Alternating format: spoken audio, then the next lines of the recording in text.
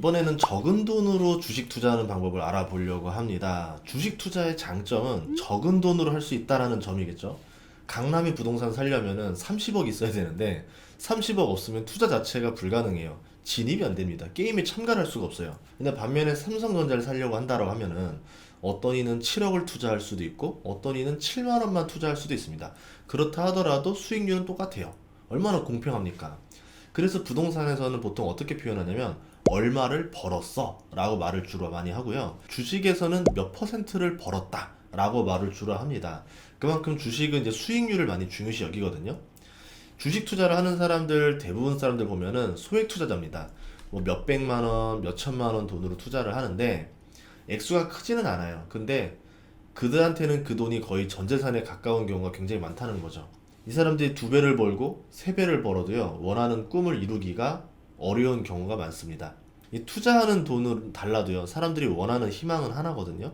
내 집 마련하고 경제적인 안정을 가질 수가 있고 풍족한 노후를 보내고, 뭐 부자들한테는 별거 아닌 것처럼 보이겠지만 서민들은요, 이 꿈을 위해서 평생을 바쳐요. 그리고 이 평생을 바쳐도 이거를 이루는 게 쉬운 일이 아닙니다.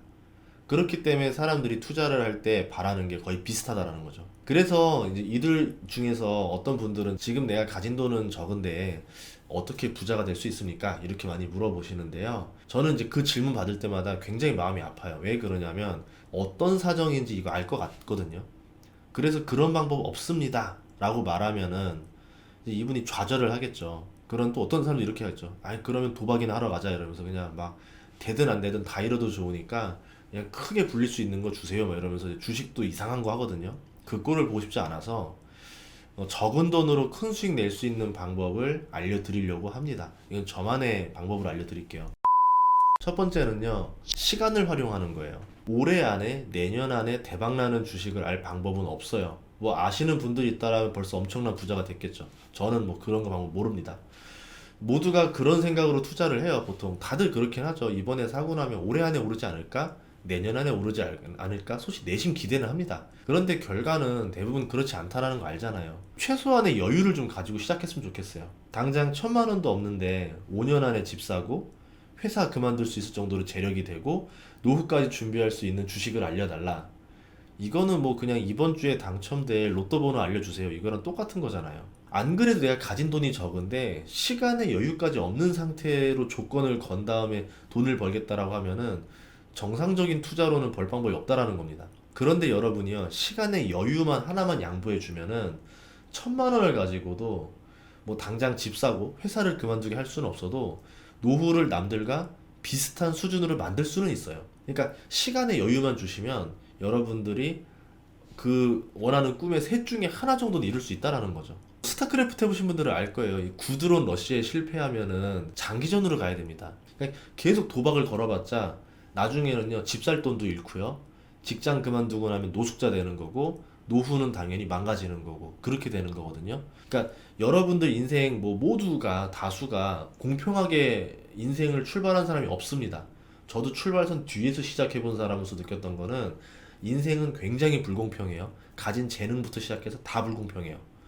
개천에서 용 나오는 전략을 자꾸 쓰는데 내가 어쩌다 하나인 그 용이 아닌 이상은 성공하기 어려우니까 조금 최대한 확률 높은 거에 투자했으면 좋겠어요. 예를 들어서 3억을 가지고 배당 10% 주는 주식에 투자한다고 하면 됩니다. 실제로 이런 주식이 어디 있었습니까? 맥쿼리 인프라라는 주식이 있었어요. 한번 차트 한번 찾아보세요. 배당 수익률을 지금 기준으로 한 6%, 8% 정도만 낮추면 이런 주식은 지금도 있습니다. 한국이든 미국이든. 10년 뒤에 15% 수익률이면요, 3억이 12억이 됩니다.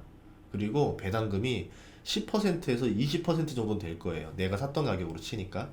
그러면 배당금만 1년에 6천만 원을 받게 되는 거예요. 그 속도로 그러면 10년이 더 지난다라고 볼게요. 3억이요, 48억이 됩니다. 왜? 12억에서 4배가 또 되니까. 그럼 배당금이 2배가 됐죠? 1억 2천만 원이 되는 거죠. 한 달에 1,000만 원 되는 겁니다. 여기서 10년이 또 지났다라 해볼게요. 3억은요 196억이 되는 거고요. 배당금은 2배가 돼서 연 2억 4천만 원이 됩니다. 30살에 3천만 원을 이렇게 투자했다라 치면은 이렇게 30년이 지났을 때 여러분의 자산이 20억이 돼 있습니다. 그리고 배당금은 한 달에 200만 원씩 받게 되는 거예요. 물가 상승을 생각하면 뭐 돈의 가치가 좀 더 낮아지겠죠. 뭐 이거보다는. 그렇다 하더라도 지금 아반떼 풀옵션 살 돈 하나가 30년 뒤에 나의 노후의 상당 부분을 지켜줄 자산이 된다라는 거죠. 그래서요, 30살 되면은 새 차 사지 말고 중고차 사고 그 돈 아껴서 주식 투자하라는 이야기가 그런 얘기예요. 뭐 물론 서울 살면은 차가 솔직히 필요 없더라고요. 근데 지방 살다 보면은 어쩔 수 없이 차가 필요하긴 해요. 그런 경우에는 중고차 사면 된다라는 거죠. 저는 20대 때 이렇게 해가지고 두 번의 기회를 얻었었거든요. 그래서 그걸 투자로 다 이었습니다. 주식으로 한 번, 부동산으로 한 번. 그리고 나서 좋은 결과를 이뤘어요.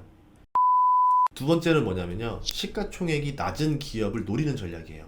뭐 대부분 뭐 주식이라던가 애널리스트라던가 전반적으로 유튜브에서조차도 시가총액이 큰 기업 위주로 말을 합니다. 그래야 조회수가 잘 나오니까.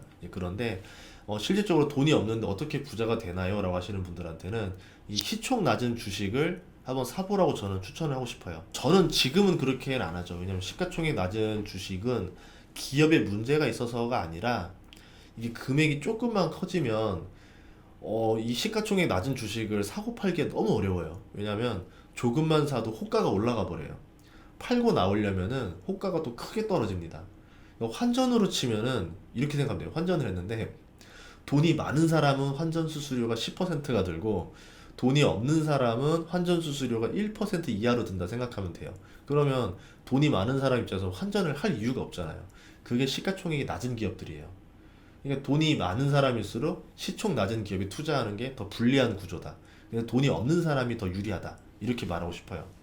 그러다 보니까 이렇게 금액이 큰 외국인들, 기관 투자자들은 시가총액 낮은 주식에 관심이 없습니다. 관심이 없으니까 기업 리포트도 안 올려요. 다른 이유로 투자할 가치가 이게 없다 보니까 애널리스트 인력을 투입해 주지도 않죠. 애널리스트 연봉이 얼마인데요? 왜 그 투자도 안 할 기업에다가 조사하라 시키겠어요? 실적 가이던스도 없죠. 조사한 적이 없으니까요. 이 예상 실적치를 알 수가 없으니까 직접 조사를 한 사람만 이 기업의 실적을 어느 정도 가늠해 볼 수가 있습니다. 한마디로 이건 누구에게나 공평해진다는 거죠. 경매를 해보신 분들은 알 거예요. 발품을 많이 파는 사람이 가장 많은 정보를 알게 됩니다. 그러면은 내가 정보를 제일 많이 알기 때문에 가장 이상적인 입찰가를 써내겠죠. 그렇게 되면 내가 낙찰받았을 때 가장 큰 마진을 낼 수 있습니다. 마찬가지로 이런 소형주들은 발품을 파는 만큼 정보를 알게 되는 거고 남들은 모르는 적정 가치를 나는 알아내게 되는 거죠. 금액도 소액이니까 내가 이 주식을 살 때 호가가 별로 안 올라가요. 그러니까 매수도 비싸게 안 하게 됩니다.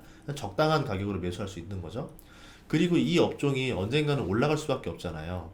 그럼 내가 할 수 있는 건 뭐가 있겠어요? 기다리는 것밖에 없잖아요. 이 기다리는 거 소액 투자자한테 더 유리합니다. 예를 들어서 내가 이거를 한 500만 원치 샀다 쳐봐요. 500만 원 때문에 내 인생이 바뀔 일은 별로 없어요. 그러니까 그냥 사두고 잊어버릴 수도 있어요. 근데 기관 투자자들은 투자했다면 막 500억, 뭐 1000억 투자하잖아요. 이거 잊어버리고 그냥 가만히 있으면 어떻게 됩니까? 상사한테 가서 그냥 가는 거죠. 기관 투자자는 시간이 별로 남지 않아요. 그러니까 시간이 별로 없어요. 그렇기 때문에 당장 지금 인기 있는 거, 당장 빨리 오를 거에 투자하는 거고, 소액으로 우리는 인기 없는 거에 투자해서 세워라 내워라 하다가 딱 그때 수익이 났을 때 돈을 버는 걸 쓰면은 더 크게 벌 수 있다는 거죠. 세 번째는요, 가장 높은 확률을 가진 업종에 투자하는 거예요. 인기 없는 주식은 많고요. 샀다가 10년 내내 안 오르는 주식도 있습니다. 그런 거 말고 분위기상, 어떤 돈의 흐름상 그런 업종에 투자한다는 거죠. 그런데 하필 시가총액이 작아서 기관들이 알면서도 투자를 안 해요. 거기 투자한다는 거죠. 뭐 당장 올해 안에 오를 업종 찾으라고 하면 솔직히 못 찾습니다. 이게 오르는 것 같아도요, 결국 시간 지나고 나면은 내려와 있더라고요. 5년 안에 확실하게 오를 수 있는 업종에 투자를 하되 세월과 대결을 하는 거예요. 여기서 좀 힌트가 하나 더 있다라고 하면은 최근 2년 안에 한번 올랐던 주식은 안 건드리는 게 좋습니다. 아무래도 그런 주식들은 이미 한번 해먹은 주식이기 때문에 그 전고점만큼 한번 더 뚫고 올라가기 쉽지가 않을 때가 많아요. 이거보다는 2년 동안 안 오르고 바닥을 기던 주식이 오를 수밖에 없는 업종인데 이때 오르면 엄청나게 오릅니다. 뭐 일명 피터 린치가 말하는 텐베거들은 보통 그럴 때 나오더라고요. 시간을 던지고 어쨌든 고수익을 얻는 전략을 저는 여러분한테 추천드리는 건데요. 이런 주식들에서 높은 수익률이 많이 나오더라. 워렌 버핏도 이런 말을 했습니다. 직접 자기가 말을 했는데 본인이 벤저민 그레이엄을 만나고 투자금이 적었을 때, 1950년도 초반 때 이때 연 50% 수익을 거뒀대요. 이때 돈을 제일 잘 벌었다고 합니다. 왜? 돈이 적어서. 그러다가 금액이 커지면서 투자할 수 있는 주식 수가 크게 줄어들었다란 말이에요. 아까 말했던 이유 때문이겠죠. 그러면서 수익률이 현격하게 줄어들었다, 이렇게 말을 합니다. 대형주로 갈수록 정보의 격차가 줄어들기 때문에 대박을 내기가 어려워지는 거예요. 5배씩 오르는 주식을 3번 만나게 되면 125배입니다. 뭐 5년에 5배가 될지 10년에 5배가 될지 몰라요. 근데 미국 우량주들 보면은 10년에 5배 되는 주식들 굉장히 많았고요. 5년 안에 5배 되는 소형 우량주들도 굉장히 많이 있었습니다. 그냥 우량주 안에서도 이런 것들이 많이 나와요. 그러면 내가 운이 좋았다라고 하면은 15년 만에 125배가 나올 수도 있다라는 거죠. 파워볼 사는 것보다 훨씬 더 확률 높을 거니까 차라리 이런 전략 쓰는 게 낫지 않겠냐, 이렇게 말하고 싶습니다. 그 사이에 여러분은 뭘 하면 되냐면 다시 종잣돈을 또 만드는 거예요. 3천만 원 투자했다라 그러면 그 투자 결과가 나오기 전까지 저는 뭐 하면 돼요? 다시 열심히 일해서 3천만 원 만드는 겁니다. 그런 다음에 이번에는 다른 곳에 또 투자를 해요. 이렇게 지뢰를 하나씩 계속 심는 거예요. 지뢰 밭을 만드는 거죠. 그러다 보면 5년 안에 여러 곳에서 대박이 막 나오기 시작하겠죠. 그렇게 나오는 수익을 가지고 다시 재투자를 하는 겁니다. 금액이 어느 정도 모이고 나면은 이제 종목이 너무 많아질 거예요. 그렇게 되면 여러분이 컨트롤을 일일이 하는 게 어려워지니까 종목 수는 한 5개 이내로 좀 줄이고, 그러다 보면 여러분 이제 한 종목당 1억씩 투자하는 경우가 발생하겠죠. 이제 호가가 조금만 왔다 갔다 해도 여러분 월급이 왔다 갔다 하는 일이 벌어질 겁니다. 이제 그렇기 때문에 여러분의 돈을 지키기 위해서 어쩔 수 없이 여러분이 들어갈 수 있는 종목 수가 줄어들게 돼요. 그러다 보면 점점 안전한 투자를 하게 되고 점점 대형주 위주로 투자하게 된다는 거죠. 그래도 여러분이 소형주 때 직접 발로 뛰던 습관을 얻었잖아요. 그러니까 대형주를 사더라도 편하게 컴퓨터에 앉아서 까딱까딱 하면서 매수 매도 이런 사람은 아니게 될 겁니다. 정말 조사를 열심히 한다라던가, 뭐 지인한테 회사 어떠냐 물어본다라던가, CEO 인터뷰한 내용들을 알아본다라던가, 그 기업을 직접 방문해 본다라던가, 여러 식으로 교차 검토를 하면서 소형주 때만큼 정말 열심히 조사를 할 겁니다. 그렇게 한 다음에 대형주 투자를 하겠죠. 이게 한 번이라도 발로 뛰면서 투자해 보신 분들은 마음가짐이 달라요. 경매도 마찬가지고 주식도 마찬가지고. 경매에서도 보면은 편하게 컴퓨터 이거를 클릭하다가 낙찰받고 났더니 잘못된 경우가 많아요. 내가 이 부채를 다 떠안아야 되는 독박을 쓰는 경우가 있죠. 그래서 계약금 10% 날리고 포기하는 물건도 많이 있거든요. 근데 직접 발로 뛰어다니 본 분들은 이럴 확률이 많이 낮아집니다. 주식도 마찬가지예요. 그냥 편하게 소문 듣고 투자하면은 잘 벌 것 같잖아요. 절대 그렇지 않고요. 여러분들이 직접 확인해 보고 여러 방향으로 검토했을 때 오히려 더 여러분의 리스크가 확실히 줄어듭니다. 투자는요, 결국 심리예요. 이게 심리에서 이기려면요, 인터넷 글에 휘둘리면 안 됩니다. 그리고 본인만의 정보와 확신이 있어야 돼요. 그걸 배우고 나면은 이제 그 다음부터 투자 성공은 시간 문제다. 저는 그렇게 봅니다. 그러니까 여러분들 요새 증시 많이 하락했다고 좌절하지 마시고 힘냈으면 좋겠습니다. 힘내세요.